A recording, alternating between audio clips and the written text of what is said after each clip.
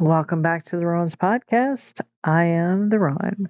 This we're going to call episode number 23. So grab yourself a cup of coffee, a nice comfy chair, and let's chat. I'm going to take a sip of my coffee here real quick.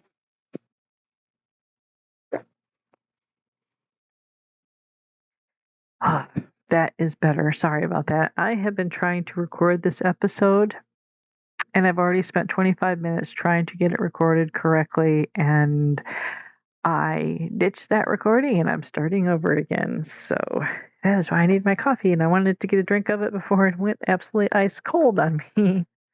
A couple episodes ago, I had talked about wanting to do one on vestibular migraines and about dizziness and things. And so that's what we're going to talk about today.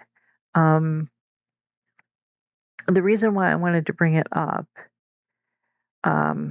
is that I have been struggling a lot with my dizzy spells and my vertigo lately, and my migraines have been getting worse. And I did some research and some digging and things like that, and I am going to be going to the doctor next month to get a more definitive thing on this. But vestibular migraines is one thing that I have been researching, and they do believe that there is a likely link, and they do co-occur. So the vestibular migraine, and here I'll give you whoops. I'm going to give you the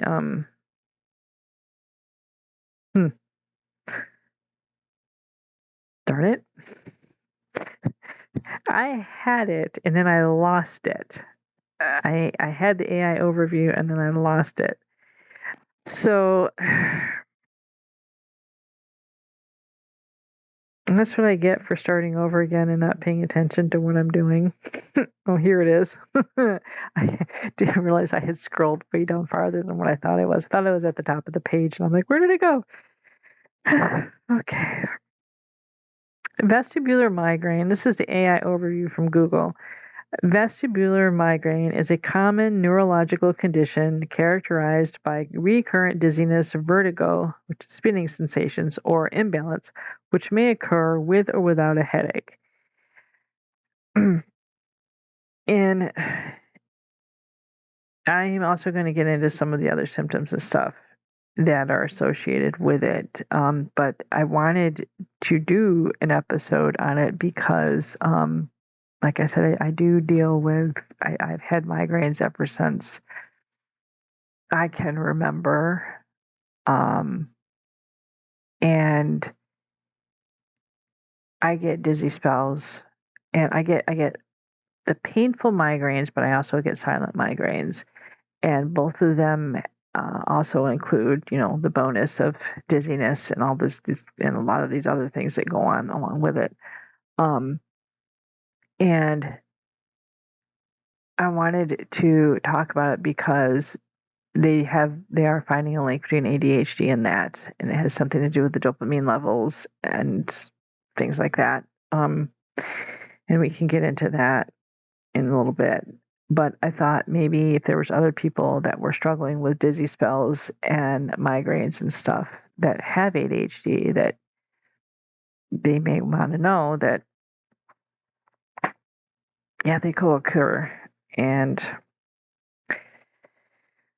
But and the other reason why is because, what got me to want to do one to try to shed some light on this to help other people learn about it that might be suffering with it is because I had I've been struggling a lot lately. Like, it used to be I would only get a migraine maybe once a month, and now it's like every few days or so, maybe once a week if I'm lucky. If I'm lucky, that's all I'll get. And sometimes they're either very, very painful or they're the all-on dizzy whatnots. And mine can last anywhere from a day to the longest I've had was 4 days. And but I had a really bad one the other day. My husband and I went to a Renaissance fair, indoor Renaissance fair at a local theater, in the next city over. And I had took my migraine medicine before I left because I felt like, I felt like it was coming on. I felt like I was a little bit off, and I could tell, well, I feel this way. I know I'm going to be getting a migraine, so let me take my pills before I go, so I'll be fine. Well, no, by the time I got there and we actually got inside and I was there for about half an hour, full blown.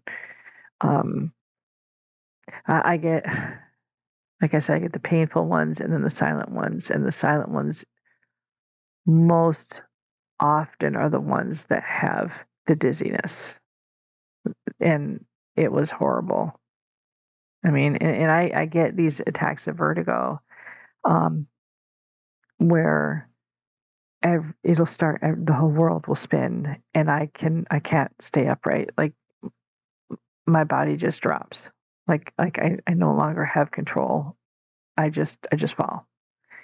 And I got one of those spells standing on the little steps, little thin steps heading up to the stage at the Renaissance Fair, where I could go talk to the Snow Queen, because I finished the quest and I had to go talk to her. And I was on these steps, and which was pretty much like a ladder with a baluster on the side. I mean, they didn't, well, at least to me, they didn't seem very big. And all of a sudden, I got this really bad, one of the bad ones, and I knew I was going to drop. And I just grabbed a hold of the baluster with both arms and just pinned myself to the side of it. And just waited for everything to stop spinning. And it was an interesting night because we had to go up and downstairs, down into the basement, up into the to the main place, and then up to the top where the where's that thing, that's the top part where you can overlook, you sit in the chairs above everything, you can look over the balcony. There you go. Sorry. And through these tiny little corridors that were barely lit, things like that. And at one point I got separated from my husband, and I did end up falling on the stairs, but I fell up the stairs instead of going down the stairs. And they were all these little teeny tiny stairways too. And this one part you had to go upstairs and go around this little part and turn around and go down to get to the basement. And I was falling up the stairs. And then every time I would use the bathroom, which ended up being just a closet with a toilet in it, that's all there was really, and the light bulbs you could see. Every time I tried to use the facilities there, I would get vertigo too, and I was always so afraid I was going to drop in there and fall. My husband wanted to take me home, and I wouldn't let him drag me away. Because it was the first time I've ever been to a Renaissance fair where I could actually dress up. I've been to them before. I just never had the stuff to dress up. And since I went to my daughter's and got all the stuff, and I discussed in the previous episodes, I wasn't leaving. So, by the time we did leave, like 3 hours later, everything was spinning, and we had to drive 45 minutes home, and I just wanted to throw up because it was nonstop spinning. And so I decided I wanted to do an episode on it, because I thought maybe I could help other people too if they're wondering what's going on with them. I'm not saying that this is what you have or whatever, but it's worth looking into, because there is, I guess, a connection, and they believe that there's a connection between the two. And I'm trying to find, I had an actual thing that it broke it down, of what the symptoms are. And I'm not finding the exact one I had there it is. The 4 stages of vestibular migraine. Well, here, I'll give you some of the symptoms, though, first, and then I'll give you the 4 stages of it. Some of the key symptoms and characteristics are vertigo, balance issues, feelings of like unsteadiness, lightheadedness, or feeling you're swimming in your head. Now the vertigo, it says they can last from minutes to 72 hours. It's interesting. It's not even, I guess maybe the vast majority would be the longest. The majority of the longest are 72, but like I said, I've had mine for 4 days. So, associated sensitivities, high sensitivity to light, sound, smell, or busy visual environments such as shopping aisles and scrolling screens. And I have a major sensitivity to light, sound. If I have a migraine, just the sound of human voice is like nails on chalkboard to me. I can't handle it. Additional symptoms: nausea, vomiting, brain fog, tinnitus, or feeling full in the ears. Now I have tinnitus. I've had that ever since, I would guess ever since I was old enough to even know that I could hear. It's always been there. And it says the triggers could be stress, diet, hormone fluctuations. Let me speak correctly. Environment, like weather changes, bright lights or strong smells. And I have noticed sometimes when the pressure system and stuff changes, I do notice like my dizzy spells and stuff get a little freaky. Sleep, lack of, or too much.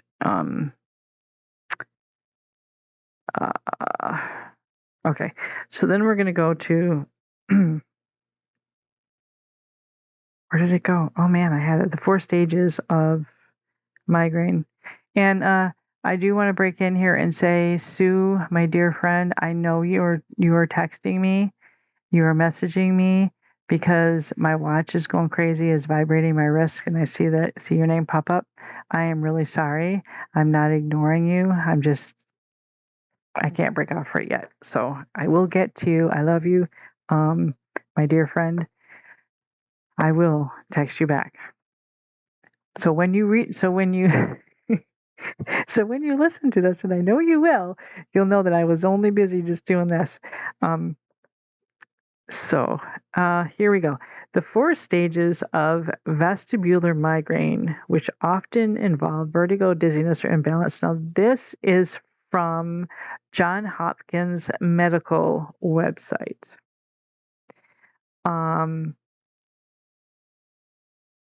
Okay. The 4 stages of vestibular migraine, which often involve vertigo, dizziness, or imbalance, rather than just head pain, are the prodrome, aura, attack, which would be the headache and vertigo, and postdrome. These stages involve a progression of neurological, sensory, and physical symptoms that can last from hours to days. And it also does say in here, someplace in here, it says here that not everybody's going to experience all of these. They may only experience just a few, maybe one or whatever, but not everybody gets all of these.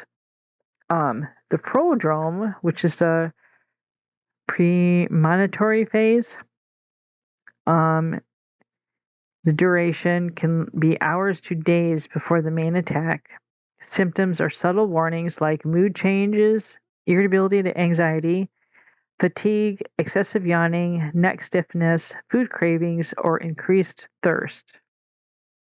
Now, I've never paid attention to like the days beforehand, or the hours beforehand of how I felt. I'm wondering if I should start writing that stuff down, but I know me, I'll have the intentions, and then, the way my memory is, I won't remember to do it. So let's see. Aura phase, typically 5 to 60 minutes, occurring before or during the vertigo. The symptoms are primarily visual disturbances, flashing lights, zigzag, blind spots, or sensory changes. numbness, tingling, or vertigo. I guess, yeah, the vertigo, but I don't get the aura. Never gotten the aura with the migraine. My husband gets that though. But I never get the flashing lights or the blind spots or the ziggy things or the goofy whatnots in your vision. The only thing I do get when I have my migraines is I do get my vision gets blurry, fuzzy and blurry during the painful stage. Attack stage, which is the acute phase. So that would be, your full blown pain and dizziness and whatever you got going on. It says duration of that is 5 minutes to 72 hours. And interesting enough, it says that in order to get a diagnosis, you have to at least have it 5 minutes. It can't be just a few seconds, even though, like somewhere here before, it says seconds to 72 hours. So I thought that's what it said. But it says symptoms. The peak symptoms featuring vertigo, spinning sensation, dizziness, lightheadedness, nausea, or vomiting. The stage can occur with or without headache. Now, I get all of this. Dizziness, lightheadedness, nausea. Sometimes I want to throw up, and I have actually thrown up before. Being dizzy. Postdrome phase.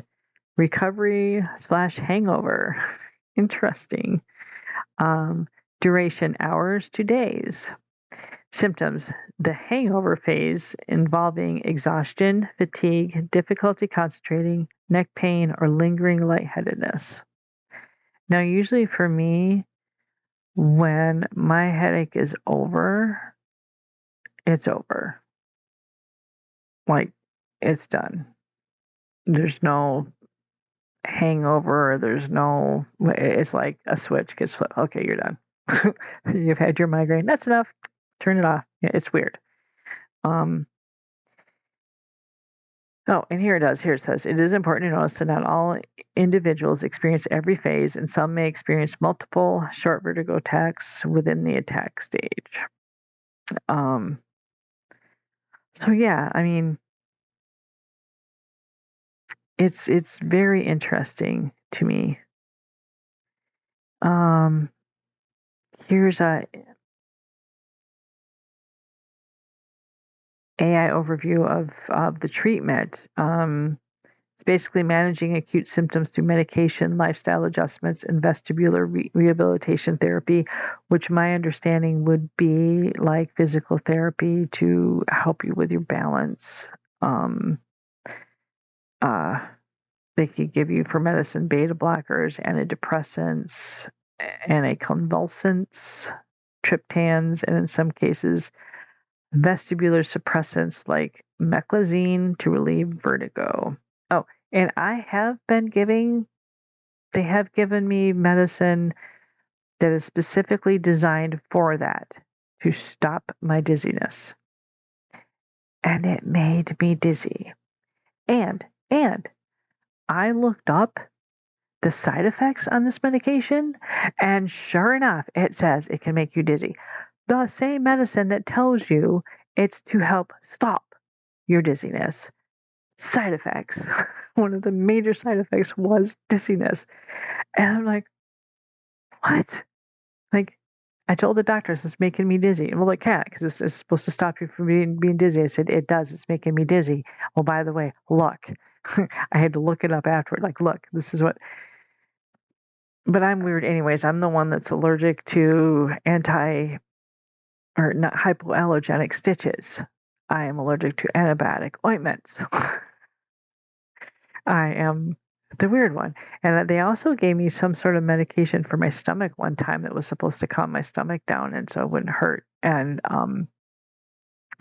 yeah, it upset my stomach. And they said the same thing to me. This is designed not to stop your stomach from hurting. And like every time I take this medication, it upsets my stomach. And they didn't believe me, and so I stopped taking it. I'm like, and it's I found other ways to deal with my stomach, and because sure enough, every time I took it, My body's weird. But so yeah, so they can give you like anti-nausea medications, things like that. Migraine specific medications. Oh, we already went through all this. Ibuprofen or naproxen. Um, different. Cognitive behavior therapy is effective for managing stress-related triggers. I could see that. And lifestyle changes, maintaining a regular sleep schedule, hydration, exercise, and avoiding dietary triggers. Caffeine, alcohol, and aged cheeses. Interesting. But, caffeine would be a no-go because I have to have it. And for me, we'll have to get into this in another episode, but caffeine for me is not, is not like, it's more of like, an addiction than I don't really use it for stimulant because it doesn't keep me awake. I can drink coffee and go to bed. That's my nightly drink before I go to bed is coffee. Literally. I will fall asleep drinking coffee in bed. And I have done it before. I spilled coffee all over me. Coffee calms me down. But it's my addiction. If I drink enough of it, I keep myself at an even keel all day long, then I could stay awake all day long. But yet when I go to drink at night, I drink a cup of coffee at night and it'll put me right to sleep. And if I get coffee before I drive anywhere, that's kind of an iffy situation. But a lot of times I only sip on it here and there. It's more of me being addicted to having it with me than it is to keep me jazzed for the trip. Because, but I have heard that the caffeine can give you migraines, but it also works to prevent migraines too, because a lot of migraine medication does have caffeine in it. And I know my neurologist that I used to see, he was a great guy. A really great doctor. And he used to tell me what they used to prescribe years ago was to sit in a dark room, smoke a cigarette, and drink a cup of coffee. And he goes, I know you don't smoke. I'm like, nope, I could sit in the dark and drink coffee. That would be fine. But caffeine, for me, it helps. It does even help my migraines for me, but I have heard of it causing other people to, but I am looking at other options here that I'm coming up with to pass more information on, but I'm not finding much different. But I don't know. I just, if anybody out there who's struggling with their ADHD and their dizziness and migraines and stuff, I would encourage you to go talk to your doctor. Maybe it would be just a matter of lifestyle changes or dietary changes or things like that, or maybe you might need medications for it. I'm not a big one for pills, but if I would never stop anyone else from if they needed it.